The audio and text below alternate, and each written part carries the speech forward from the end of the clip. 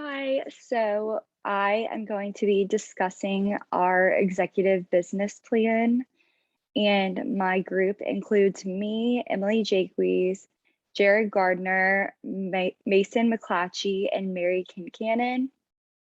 So first, I'm going to talk a little bit about the industry. The food truck industry has been in place for a long time. Um, Right now, there are an estimated 25,000 food trucks throughout the country, and in 2015 to 2020, food trucks grew on average 7.5%. And during COVID-19, the industry only lost an estimated 2 million compared to its market worth of 1.4 billion because of the fact that it was mobile and didn't have to close dining rooms. A few trends in the industry are that before the pandemic, the food truck industry was growing at a rising rate for many years. Typically, an investment of less than $100,000 can earn you an annual revenue of $250,000 to $500,000. The average investment in a food truck is $50,000 to $60,000, and then for permits and things like that, you will have to invest about $28,000.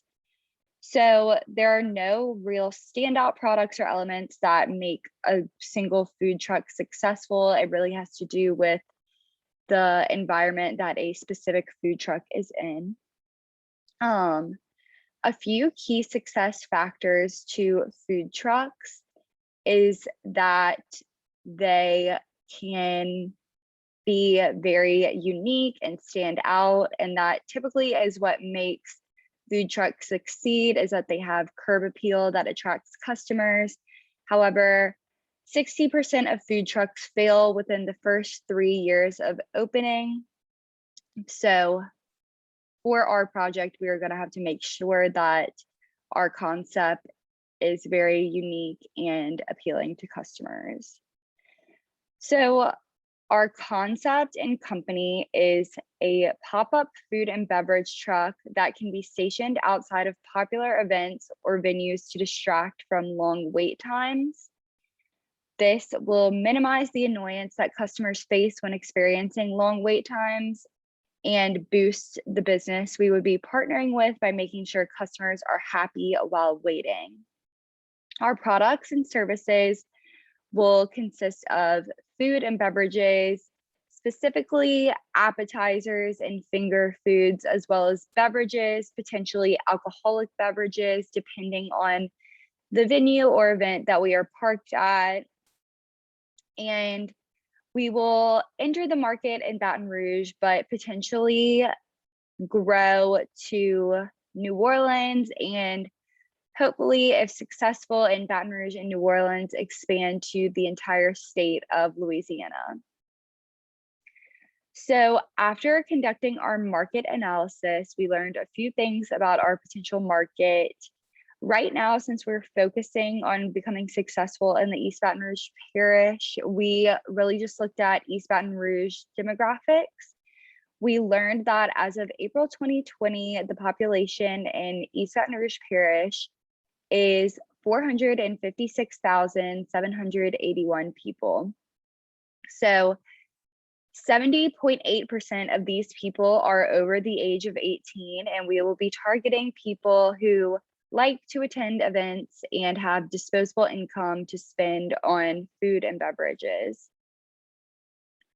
Our market size and trends include a few facts just about like the food truck industry and food industry in general.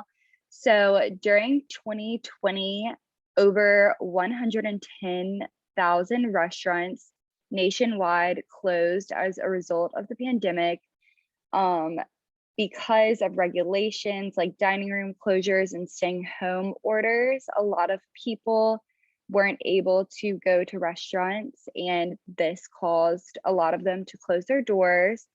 However, many people now are eager to return to pre-pandemic ways, and so an increasing number of patrons are visiting restaurants and spending disposable income on meals and experiences. Specifically in Baton Rouge, in 2021, restaurant and bar spending increased by 18.3%, and several new restaurants opened, including Solu, Basil's Market, Rev Coffee Lab, and Eloise Market and Cakery. So knowing that these concepts were successful opening after such a hard time for restaurants to be successful, we have hope that our food truck concept will also be successful. And then a few trends in the food industry have emerged as a result of the pandemic. People are demanding sustainability and visibility from their favorite establishments. So people really want to see restaurants sourcing local ingredients and remaining honest and open about their practices.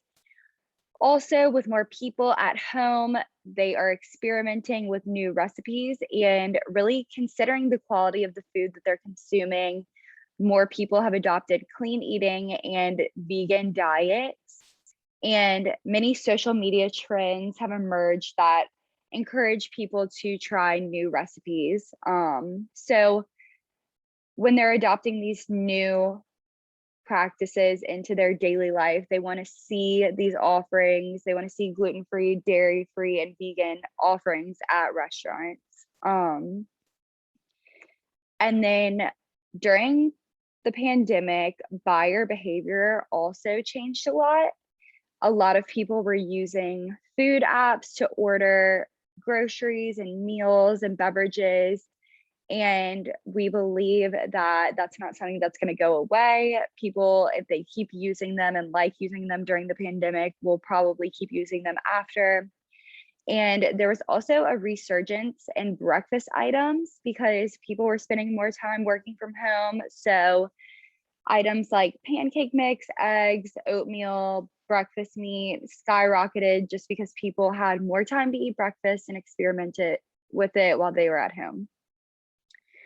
And then because we will constantly change location, we have to consider segmenting our customers based on the price they're willing to pay for our products, as well as geographic location. For example, one customer segment might be people who are attending a volunteer event and looking to buy just maybe a $2 cup of coffee while they're waiting in line. And that's not really someone that's willing to spend a lot, but they will buy from us if we're there. And alternatively, another customer segment might include people at LSU football games or other large venues looking to maybe spend a little more money for a combo meal that includes a cheeseburger, French fries, and a beer. And they really don't mind spending that money because it augments their game day experience. So if we could really look at the types of events that we're attending and what kind of people will be there and what they're interested in purchasing, we can come up with customer segments.